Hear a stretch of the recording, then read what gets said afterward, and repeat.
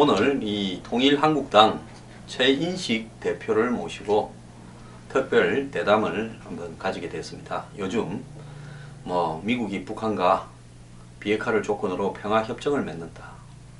또 5.18 시즌이 되어서 임을 위한 행진곡을 둘러싼 정치 갈등이 다시 또 번지고 있습니다. 이런 상황 속에서 핵무장을 주장하는 이 한국의 유일한 정당 통일한국당 최인식 대표가 어떤 생각을 하시는지 듣고자 모셨습니다. 오늘 나와주셔서 감사합니다. 최 대표. 감사합니다. 지금 통일한국당은 핵무장 부분을 주로 많이 이야기하시죠. 네, 우리가 이번 선거에서 핵무장을 주장한 유일한 정당이었었는데요. 핵무장에 대해서 우리가 무조건 핵무장을 주장한 것이 아니고 북이 핵을 만들어서 대한민국을 상해서 위협하는 현존하는 가장 시급한 이 안보 문제에 관해서 아무런 큰 정당들이 여기에 대한 대안을 제시하지 않고 이 대응을 하지 않기 때문에 우리 당이 했습니다. 그러나 처참하게 외면을 당했습니다. 자, 그런데 이 핵무장 부분에서는 실현 가능성이 별로 없다. 이런 어떤 시각들이 우리 사회에 번져 있지 않습니까? 왜냐하면 한국이 핵무장을 하려면 한미 원자력 협정에 의해서 재처리부터 허용이 되고, 또 한국이 핵을 보유하는 문제는 결국 한미 상호 방위 조약에 의해서 사실상 차단이 되고 있는 부분이 있는데요. 이 문제를 극복을 해야 한국의 핵무장이 가능한데, 그러지 않은 주장은 선언적인 주장으로서 가치만 있다, 이렇게 보는데 어떻게 보십니까? 지금 그렇게 일부에서는 그렇게 안일하게 이야기를 하는 분들이 있죠.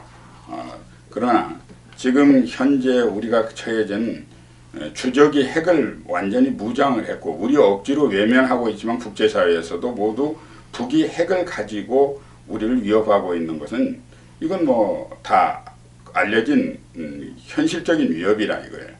그렇다면 어느 국제사회에서 적이 핵을 가지고 위협을 받고 있는 그런 현상 속에서도 핵무장을 하지 않는다. 남의 핵에 지금 미국의 핵 우산을 지금 우리 금지오격처럼 믿고 있는데요. 그렇지 않죠. 이번에 그 미국 대선 공화당 후보 트럼프의 그런 미국 현상으로 보더라도 우리 미국에서 지금 일어나고 있는 그 국민들의 의식이 어떻게 변화하고 있는가. 이 변화는 우리 한미동맹을 더 이상 믿고 우리가 핵 문제까지를 이렇게 핵우산을 믿고 있을 수 있는가. 이런 문제에 있어서 우리가 직접적으로 여기서 우리가 핵 무장을 하는 것은 분명히 미국에게 물어야 됩니다. 국제사회에도 물어야죠. 자, 우리가 이 위협을 당하고 있는데 철수해간 94년도에 철수해간 그 전술핵을 다시 갖다 놓고 북의 핵으로서 우리가 보호막이 될 수 있도록 완전히 그 보장이 되든지, 아니면 우리가 핵무장하는 수밖에 없다. 그런데 여기서 다른 이론이 있을 수 없죠. 자, 여기서 이제 전술핵이라 하면 우리 한국에 한때는 수백 기까지 전술 핵무기가 있었습니다. 그것은 여기 폭격기에 탑재하다든지 이런 방식을 통해 가지고 이 북한을 갖다가 때릴 수 있는 그런 부분들을 전술 핵무기라고 이제 이렇게 이야기하는데요.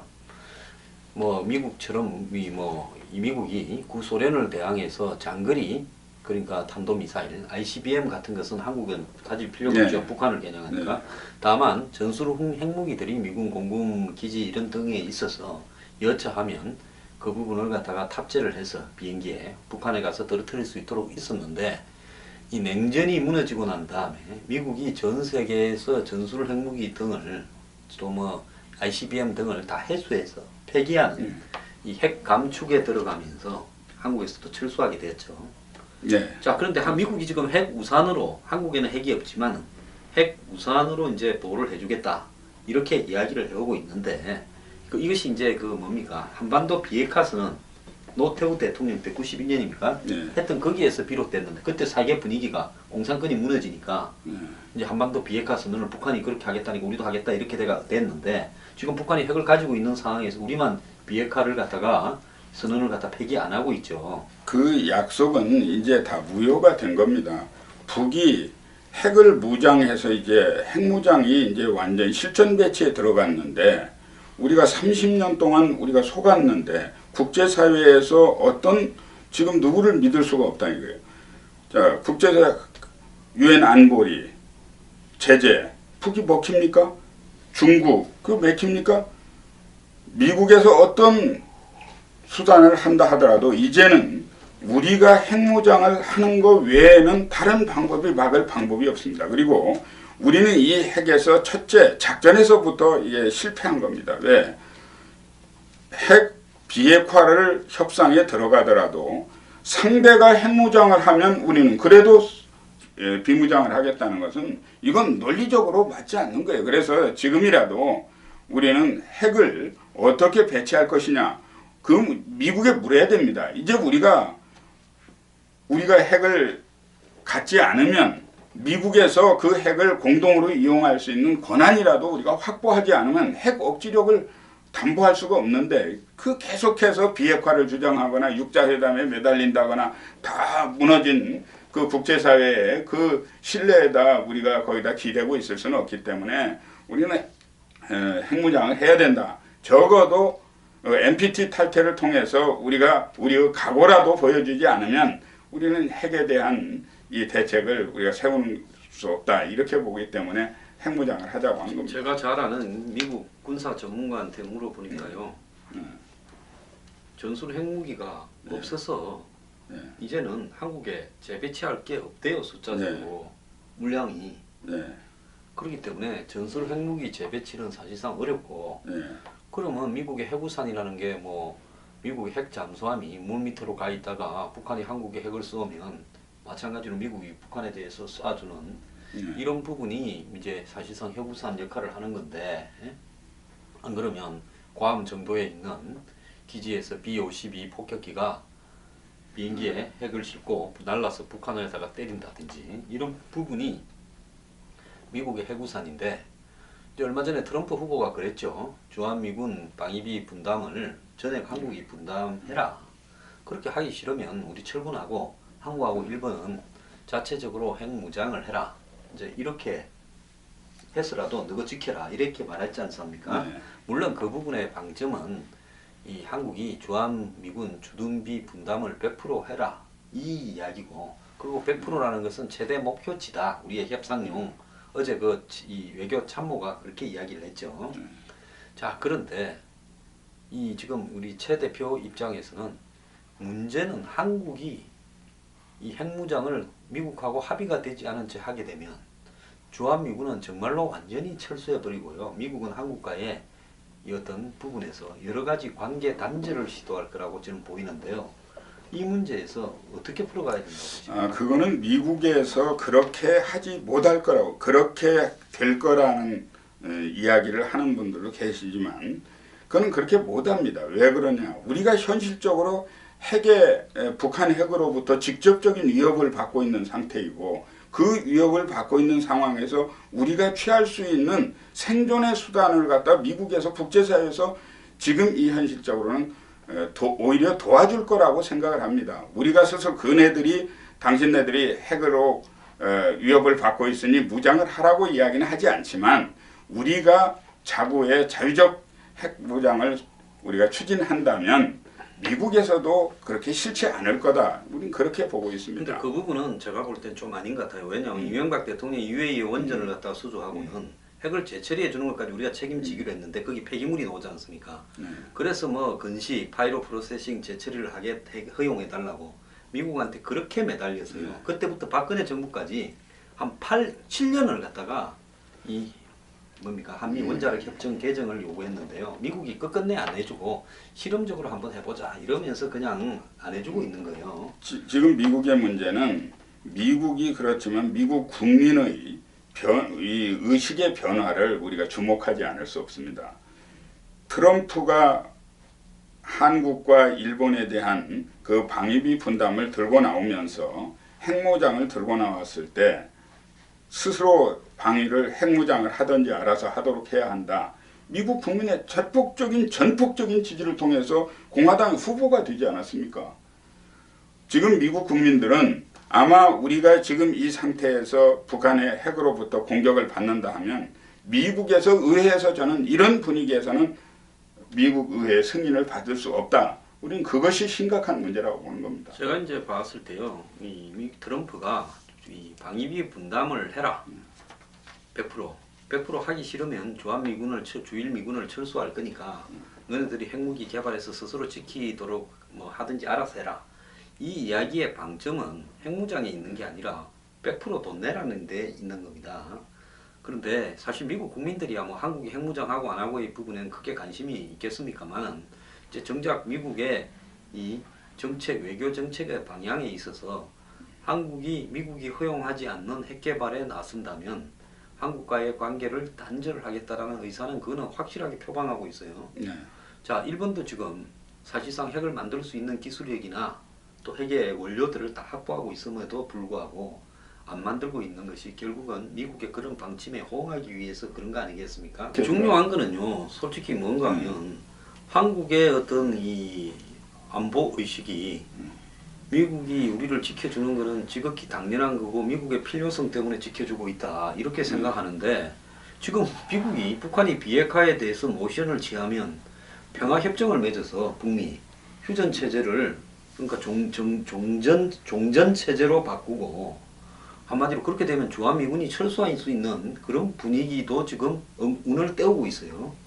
자, 이런 상황 속에서 한국이 어느 정도까지 핵의 무게를 실을 건가 하는 부분에서 과연 박근혜 정부나 보수 정권이 그렇게 할 용기가 있다고 생각하십니까? 지금 정치권 여야 할 것 없이 이번에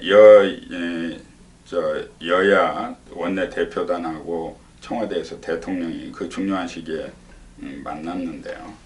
이걸 봐서도 이분들이 여기 정치권이나 정부에만 맡겨놔가지고는 우리 국가 안보를 지킬 수 없다. 지금 그런 위험에 처했다고 봅니다. 우리가 지금 무엇보다도 중요한 거는 안보에 있어서 핵안보 체제를 구축을 어떻게 하느냐 하는 문제이고 이런 그 먹고 사는 문제, 죽고 사는 문제가 걸려 있는데 이 문제가 한 번도 이번 대표 회담에서 거론도 되지 않았습니다. 이런 현실로 보더라도 지금 핵 안보 문제 이런 문제들은 우리 국민들이 이렇게 둔감하게 이렇게 있어서는 안 된다. 나는 그렇게 생각을 하고 있습니다. 자, 그러면 한국이 핵을 가지는 문제에 대해서 미국보다 더 예민할 사람은요. 한국이 핵을 개발한다고 뭐 미국을 향해서 쏘진 않을 거 아닙니까? 그렇죠. 그런데 이제 중국이 만약에 한국이 핵을 개발하면 일본도 또 핵을 개발해 버릴 거고 그러면 여기 동북아시아에 한국을 중심으로 해서 중국, 러시아, 북한, 일본 5개국이 전부 핵을 가져버리는 이런 상황이 벌어질 수 있는. 그러니까 그렇게 전부 다 상황을 우리가 경제적으로 감당을 해낼 수 있겠는가? 감당을. 뭐 중국의 천안문에 그 막루까지도 올라가야 되는 중국이 뭐 경제적으로 좀 도움이 된다고 이런 양상에서 미국하고 오해를 불러일으켜서 지금 여러 가지 후유증들이 남아 있는데 과연 우리 간땡이에 핵을 개발해가지고 중국하고 맞설 수 있는 그런 자신이 있을까요? 그 전에 일본이나 한국이 핵무장을 하는 것을 제일 싫어할 쪽은 중국이겠죠. 소련이고.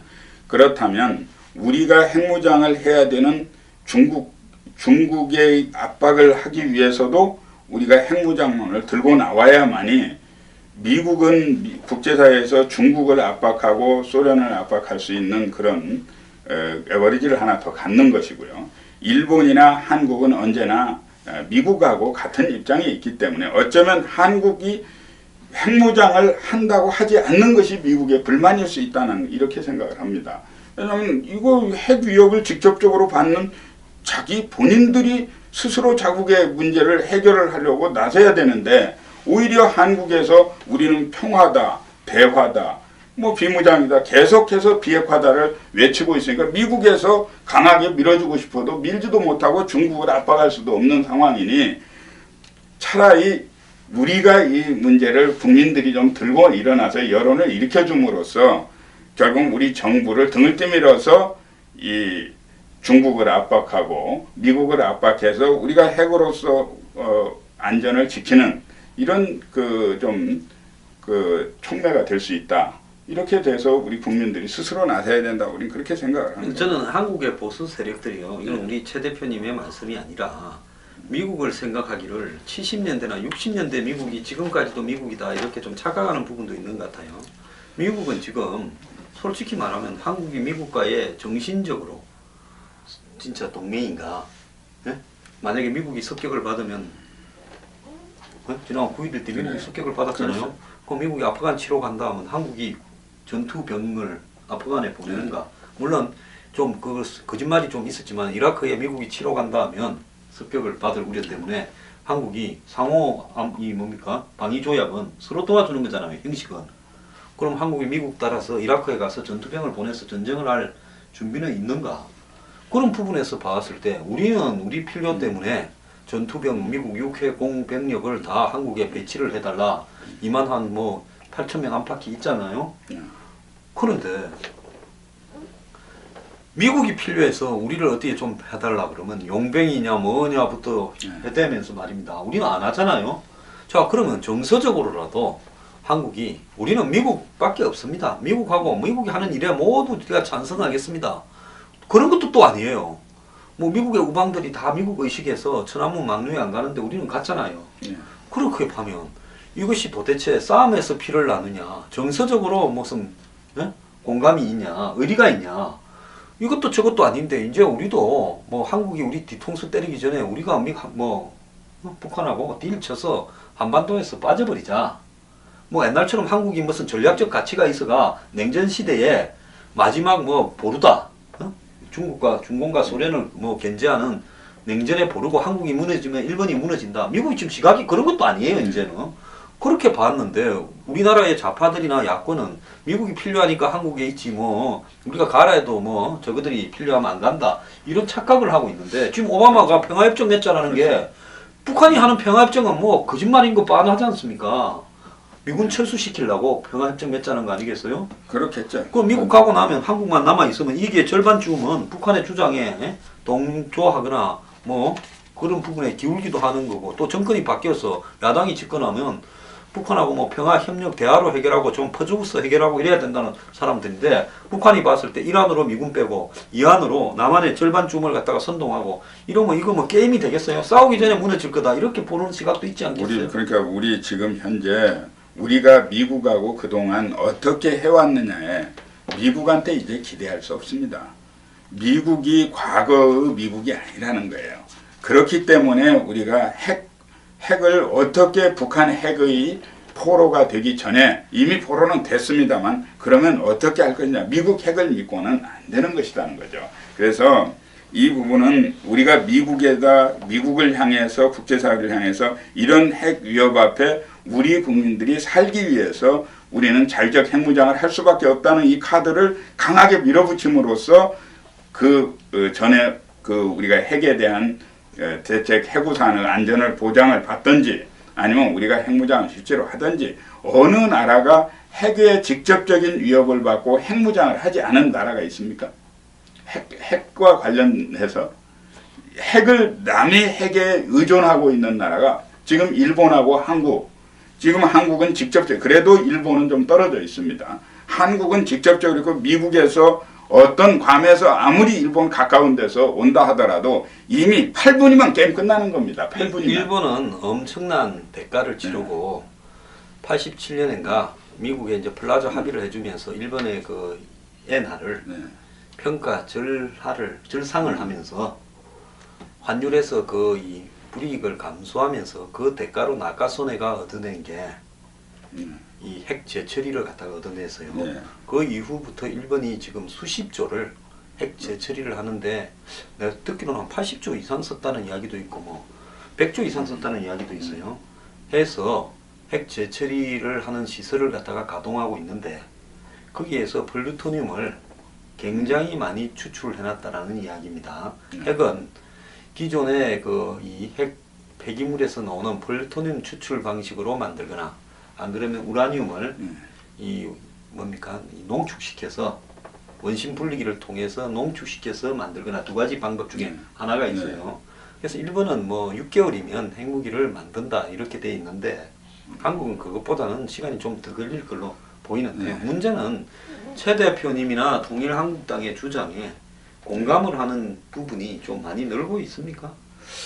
지금 많이 우리가 이제 그 수단이 별로 없어요, 사실. 그렇기 때문에 그런데 우리가 지금 핵 무장을 선거 때부터 지금까지 주장해가지고 들어온 당원들이 한 7천 명 들어왔습니다.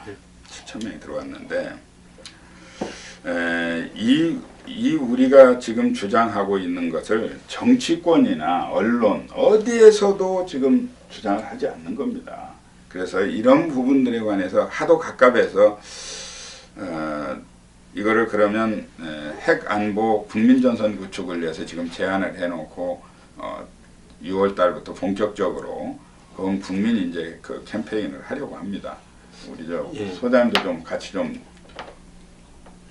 협력을 좀 해가지고 이 안보 문제에 관해서 이 핵안보 구축에 관한 국민전선에 함께 좀 제안을 드립니다. 예. 저희가 뭐 국가의 안보라는 건 언제든지 다 하죠. 그런데 우리 보수 단체들이 아니 통진당 뭐 그거를 해산하는 데는 그렇게 목을 메고요. 경쟁하듯이 다 나서더니만 요즘 평화협정 문제라든지 또 한국의 안보가 근본적으로 지속될 수 없다. 미국하고의 관계가 이런 위기 상황에 놓여 있는데도 불구하고 이런 문제로 데모하는 보수 단체들 하나도 볼 수가 없어요. 아니 그래서 진짜 위협이 눈앞에 다가올 때는 침묵하고 북한에 조금 끈앞풀인지 아닌지 좌우간 그런 당 하나 해산시키는 데는 다 달라붙었단 말입니다. 그럼 이런 어떤 이 보수 진영의 이런 어떤 편차는 어디서 나오는 거라고? 요즘은 보수 단체도 집회하는 게 안 보여요. 그래서 우리는 우리는 우익 진영이라고 하는 것이 난 옳다고 생각하는데요. 보수 진영하면 상대가 진보가 되어버리기 때문에 우리는 우익 세력들, 자유 진영의 세력들이 지금 사분오열돼 있습니다. 왜 4분 5일 됐습니까? 그게 결국은 관변단체화되고 또 어느 특정 정치 세력 정파의 앞잡이? 기쁨조 심하게 말하면 좀 그런 알바 비슷하게 전락해버리고 또 그렇게 이제 강요당한 면도 있습니다. 그런데 누가 시키지 않았는데 자발적으로 했거나 안 그러면 안 시키면 죽인다 해서 강요당합니까? 스스로 이제 환경이 그러하니까 그 사정들이 스스로 노예를 자처했습니까? 그래서 이거 말 분명히 해주세요. 노예를 우리가 우리 스스로의 추한 모습도 더 인정을 해야지요. 이 우익 진영의 운동 세력들이라고 하는 게 결국은 관변단체들 중심으로 꿰려져 있었고 자생적으로 있는 단체들이 그렇게 많지 않습니다. 그렇게 열악한 환경 속에서 그렇게 보인 면이 있지만 그러나 개별적으로는 열심히 운동의 원칙을 지켜온 사람들이 많이 있기 때문에 굳이 그런 분들만 봐서 그분들 때문에 우리 우파 운동들이 지리멸렬 한 것처럼 보이긴 하지만 절대로 그렇지 않다 저는 그렇게 생각을 하고요. 이번에 우리가 이 운동을 하면서 정당을 만들고 하는 과정에서 얼마나 처절하게 경험을 했겠습니까? 그러나 그래도 이런 모습을 가지고 추스려서 또 우리 함께 또 미래를 향해서 전진해 가야 되기 때문에 더 심한 부분에 관해서는 이야기를 하지 않지만 우리 스스로 잘해야 된다는 그렇게 생각을 합니다. 자 그렇다면 현재 이 앞으로 말입니다. 보수 진영은 제가 볼 때 이슈 파이팅에 대해서 자발적으로 이슈를 발굴해내어서 보수 진영의 기본 가치와 위배되는 부분이면 끝까지 싸워야 되겠다. 이런 투쟁 의식이 좀 부족한 것 같아요. 있죠. 있는데 그 운동들이 이 우익 운동들이 굉장히 좀 그런 한계를 갖고 있었던 건 사실이죠. 그러나 그 운동에 관해서는 지금은 앞으로 좀 어려울 거라고 사실 생각을 합니다. 왜냐하면 지금 여러 가지 환경들이 그러나 그래도 적어도 깨어있는 그 우파의 가치를 견지해 온 분들이 나서서 함께 열심히 이 운동을 만들어 가야 된다 이렇게 생각을 하는 것이고요. 특히 이제 우리 이 황 소장님 같은 분들이 좀 전면에 적극적으로 나서고 우리 당도 통일한국당이 비록 이번에 원내 진입은 못했지만 정당으로서 우익의 가치 정당으로서 열심히 그 입장을 대변하고 투쟁의 전선을 확고히 만들어 가겠습니다. 함께 이렇게 노력해야 될 일이라고 저는 생각을 합니다. 그런데 보수에 제가 봤을 때 뭐 오랫동안 투쟁을 해온 원로라는 분들이 요즘 잘 보이지가 않아요. 다 어디 산에 가셨습니까? 이제 이 봄날에 선거를 가셨어요? 통해서 네. 선거를 통해서 오히려 이렇게 좀 목소리 좀 가려지는 그런 분위기가 아닙니까? 요즘 뭐 보니까 말 한마디 잘못했다가 뭐 특정 정당, 아니 저야 아무 이해관계가 없죠. 제가 무슨 뭐 더민주당의 이철희 씨가 뭐 표창원 씨가 뭐 전국구가 되고 뭐 지역구에 당선이 된다고 제가 배가 아프겠습니까? 정의당의 김종대 씨가 된다고 배가 아프겠습니까? 새누리당의 뭐 전희경이 된다고 배가 아프겠습니까? 뭐 관계 없는 당에 뭐 비례대표 뭐 이런 부분을 갖고 뭐 배 아플 일도 없는데 그렇죠. 원론적인 이야기로 한마디 했더만은 애국 보수 하지 마라 너네들은 또 뭐 아스팔트 보수 자체하지 마라 아스팔트 너희들이 깔았냐 그래서 저는 보수라는 말 안 쓰고 봉수라는 말을 쓰겠다고 이제 그랬는데요. 그런데 이 지금 이번에 선거 해보시면서 한국의 보수의 실체가 얼마나 허약하다 몇 표 얻었다 했습니까? 16,427표 얻었습니다. 아유, 많이 얻으셨네요. 근데 16,427표를 표로 계산하면 전체적인 프로테이지로는 그런데요. 16,427명의 이 열혈 전사들이 모였다고 생각하면 대단히 큰 겁니다. 적지 않은 겁니다. 자, 그런데 그런 입장에서 봤을 때 이번에 새누리당이 보면 박근혜 대통령이 이 대선 때 얻었던 표의 절반 1,500만 표가 넘게 얻었잖아요. 750만 표가 이번에 사라져 버렸대요. 새누리당에 안 가고. 그랬는데 새누리당 의원들이 오늘도 보니까 비대위에서 뭐 님을 위한 행진곡 그거 뭐 제고해라 본처 그러면서 또 뭐 압박을 했다 이러는데 그 님을 위한 행진곡 문제는요. 저는 이렇게 생각합니다. 그 노래가 어떤 특정한 노래를 부르고 안 부르고 그건 자유입니다. 어디서고. 그러나 님을 위한 행진곡을 저렇게 강제로 불러야 된다. 만약에 이것을 법으로 제정해서 불러야 된다고 하면 분명히 국민적 합의가 있어야 된다고 생각합니다. 그래서 그런 그 님을 위한 행진곡의 문제는 만약에 님을 위한 행진곡을 야당에서 정치권에서 계속 그렇게 주장을 한다면 광주 민주화 운동회를 왜곡시키는 그런 결과가 오지 않겠나 저는 그런 걱정을 하고 있습니다. 왜? 님을 위한 행진곡을 만약에 철저하게 분석해가지고 그 님을 위한 행진곡의 노래가 만들어진 배경과 과정 이것을 전부 다 하면 광주 민주화 운동을 욕되게 하는 겁니다. 그래서 그걸 욕되게 하더라도 그 노래를 해야 되겠다. 그렇다면 이번 끝나고 철저하게 한번 파헤쳐서 이 님을 위한 행진곡을 불러야 되는 곡인지를 한번 재청곡으로 해야 되는 것인지는 우리가 한번 따져봐야 됩니다. 제가 오늘 아침에 방송에서 감히 그 이야기를 했습니다. 칼자루를 지으신 분들이 이걸 재창을 하자고 주장하시는 분들이니까 그 부분에 대해서 사회적으로 충분한 토론을 한 1년쯤 거친 다음에 그래도 국민적 다수가 하자고 하면 하는 거죠. 뭐 어쩌겠습니까? 만약에 님을 위한 행진곡을 재청곡으로 해야 된다고 끝까지 주장하는 사람들은 주장할 수 있습니다. 만약에 그것이 님을 위한 행진곡이 광주의 재창곡으로 된다고 하면 광주 문제는 역사적으로 재조명해야 됩니다. 분명히 저는 그렇게 생각을 하고 있습니다. 예, 좌우간 이 문제에 대해서 성역 없이 한번 토론들을 국민들 앞에서 해보고 그리고 국민들의 여론이 형성되는 대로 가는 것이 맞지 않겠습니까? 예, 그렇습니다. 자, 그리고요. 앞으로 제가 봤을 때 이 통일한국당의 이 진로가요. 솔직히 뭐 굉장히 이 우리 이 우익 진영의 풍토로 보면 쉽지 않을 것이다. 왜냐하면 좀 될 만한 집에 가면 엄청 다 붙어서 솔직히 알랑거립니다. 우리 뭐 우익 진영에 그런 행태들 분명히 있지 않습니까? 그런데 철저하게 외면했잖아요. 나는 솔직히 말하면 몇 가지 정책이 안 맞아서 그렇지 정책만 맡았으면 내가 우리 최 대표하고 가서 당수 경쟁을 했을 겁니다. 근데 몇 가지 부분에 조금 안 맞는 부분이 있어서 그런 거고요. 내가 어차피 뭐 새누리당 근처도 앞으로도 사돈 8촌을 해도 갈 일이 없어요. 그런데 그런 부분에서 봤을 때 먼저 그 이 선명한 가치를 가져가는 부분도 중요하겠지만은 이 보수 우익 진영의 정화도 좀 필요하다고 보지 않으십니까? 필요하죠.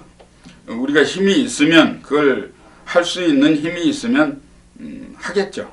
그런데 그걸 할 수 있는 그런 힘이 없기 때문에 우리의 역량으로는 뭐 그걸까지는 할 수 없지만 지금 중요한 것은 우리 애국 진영, 우익 진영에 그나마 통일한국당만큼 견고한 그런 틀을 갖추고 있는 데가 찾아보기 어려울 겁니다. 관전단체 빼놓고는. 그렇다면 우리가 힘을 모아서 지금 물밑에서 여러 가지 지금 작업들을 하고 있습니다.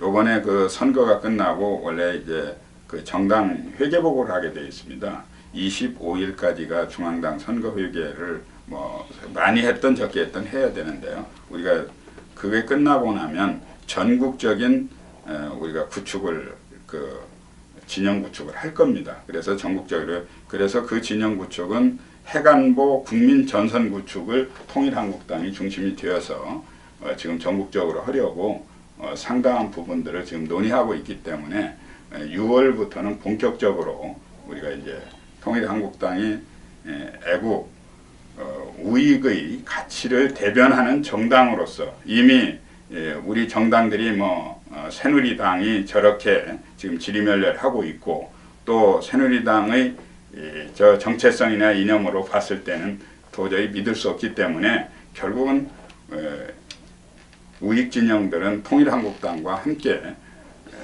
국민 전선을 구축하는데 좀 열렬히 나설 것이다. 이렇게 해서 우리가 할 겁니다. 그때 대해서 우리 황 소장님도 같이 좀 도와주시고 함께 하시기 바랍니다. 저는 안보와 관련되는 문제에서 해피한 적이 한 번도 없습니다. 이 정권 들어가지고 무슨 뭐 국정원 댓글 또 국정원 무슨 뭐 뜯어 고치려고 하는 문제, 그 다음에 NLL 문제, 그 다음에 통진당 해산 이런 문제들에 대해서 뭐 국정교과서 문제 한 번도 안 빠지고요. 부르는데 다 가고 TV에서 싸움하다가 출연 정지도 숱하게 당하고 그랬었죠. 그러는데 뭔 입만 생기면 새누리당 전국구 하나 때문에 벌써 애국 보시 팔지 마라. 벌써 좌파다. 제가 경제개혁하자고 하니까 좌파다, 빨갱이다. 어디 가면 숱하게 모여갖고 저것들이 손가락으로 애국 보수 자처하는 사람들 많이 있던데. 지금 새누리당이 왜 이렇게 쫄딱 망했습니까? 자, 안보 가장 중요한 안보 버렸죠. 북핵 문제, 안보 문제 다 팽개쳤습니다. 원래 여당 우익은 안보가 우선이 기본이 돼야 되는데 그거 팽개쳤죠. 총선에서 이슈화도 한번 안 하고 끝나버렸죠. 자, 그렇게 끝났죠. 또 경제 문제 먹고 살기 얼마나 어렵습니까? 지금 해야 될 산재군 문제들이 정말 이렇게 양극화가 계속하면 정말 사회주의 혁명, 폭력혁명이라도 일어나는 게 불을 보듯이 뻔한데 이걸 정치권이 해결하지 못하지 않습니까? 그런 문제들을 분명하게 우리 통일한국당이 안보, 이 문제에 관해서는 철저하게 보수 극우적으로 갈 겁니다. 그러나 경제적인 부분에 대해서는 정말 우리가 지금은 틀 가지고 새누리당이 갖고 있는 이런 틀 가지고는 안 된다. 난 그렇게 생각을 하고 있습니다. 그래서 이 문제를 좀 철저하게 함께 좀 풀어갔으면 좋겠다 이런 생각. 전 세계에서 지금 미국에 보면 트럼프나 샌더스 파동에서 보듯이 이 경제가 정치를 뒤흔들고 있는데요. 기성정치권 다 무너지고 있는데 한국에서는 그나마 좌우의 빠돌이들이 견고한 것 같습니다. 이런 어떤 우리 우익 진영 내부의 위선과 한마디로 노예 근성도 파헤치는데 그걸 갖다가 싸그리 파헤쳐서 다시 구축을 해야 된다고 저는 보는데요. 그런 부분에도 앞장서 주십시오. 우리가 우리의 추한 면모를요 감추고 무조건 자위나하면서 그런 계획을 주장하는 사람을 좌파로나 몰고 이러면 솔직히 말하면 희망이 없습니다. 그런데 좌파로 지금 저 황 소장을 좌파로 보는 분들이 무슨 뭐 그런 몰만한 그런 분들이 없는데. 내가 대기업 비판한다고. 대기업 비판 받아야 당연히 마땅하지. 뭐 그 대기업 비판. 이번에 이 통일한국당이 총선을 치르는 과정에서 단돈 10원짜리 하나 낸 대기업이 있습니까? 없습니다. 없고 우린 뭐 전혀. 그런데 황 소장님이 그냥 간혹가다 황 소장님이 그냥 좀 뭐라 그래 그걸 그 안티들이 좀 있는 모양이던데. 그런 안티들이 무슨 뭐 정면에 나와서 직접적으로 나와서 뭐 한 번이라도 토론한 적 있습니까?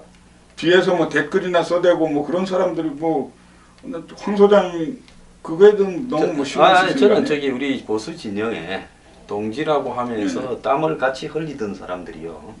공개적으로 무슨 트위터니 뭐 이런데 자기들하고 나하고 아무런 관계 없는 일들에 대해서 입장을 이렇게 피력을 하면서 순식간에 돌변해서 몇 년을 얼굴을 보고 지내다가 다시 안 볼 것처럼 지일도 아니고 내일도 아닙니다. 근데 나는 내 의견이 있어서 의견을 한 번쯤 피력할 수 있어요. 근데 그런 거를 보고 야 이거 무슨 뭐 운동이고 나발이고 다 인간이 하는 일인데 저렇게 살면 되나 싶은 회의를 많이 느낍니다. 네, 저 우익 운동 쪽에 그 아스팔트라고 하는 운동 쪽에 나와서 우리가 같이 하지만요. 그 운동이 원래 우파 운동을 하고 있는 분들이 바닥에서부터 어떤 가치 운동을 이렇게 견고히 하면서 운동을 해온 것이 아니라 그저 그냥 집권 여당 팬클럽 비슷하게 있다가 그 좌파 정권 두 번 그 10년 동안 이어지는 동안에 스스로 그냥 제야 인사가 되어가지고 사실 자가 발전해가지고 운동을 한 분들이 많아요. 그래서 대개 보면 파헤쳐보면 새누리당의 기쁨조들이거나 새누리당 당원들입니다.